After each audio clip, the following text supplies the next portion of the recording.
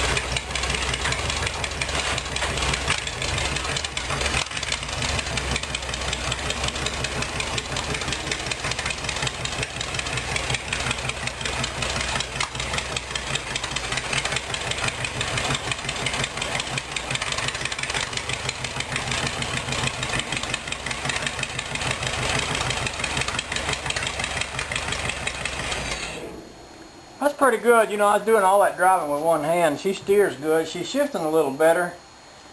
Yeah, I was thinking the other day I was having a hard time getting a second, but I didn't seem to have any trouble with any of the gears today. I suppose, you know, it's all trial and error. You drive a little bit, you learn a little bit, you make a few things.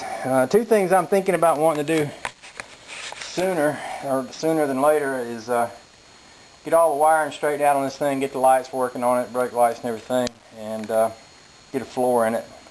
Get the body tied down good. This body's actually kind of flopping about a little bit. It's not really tied down as good as it should be. So I got a few things to do, but geez, I'm having fun with it.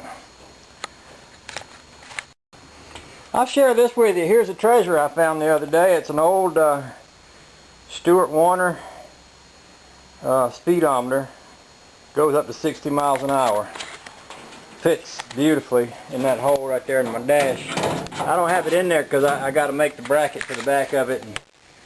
And it lights from the back, which I like. I've got some other old gauges here, and I'm going to try to get rid of these newer looking gauges and fill this thing up with these old gauges. And I like that it lights from the back. That's the way they used to. In other words, they got a little glass window right here, and you put a light in here, and then the light just shines through the little glass window. So you put this in here, and you maybe have another gauge here and here, and put two little lights on the back of the dash right here, and they would light up those three gauges. I did put this is new. I put a new mechanical Stuart Warner gauge in here, temperature gauge, because I had a temperature gauge that wasn't reading real accurate, and I wasn't really comfortable with it. I found this other gauge. This is an amp gauge with big numbers. It's kind of got an old-fashioned look to it, and I think that will look good with this one. And I'm kind of going to look for me another one like that to replace my oil pressure gauge with. I think those would give me the right look in there as far as my gauges go.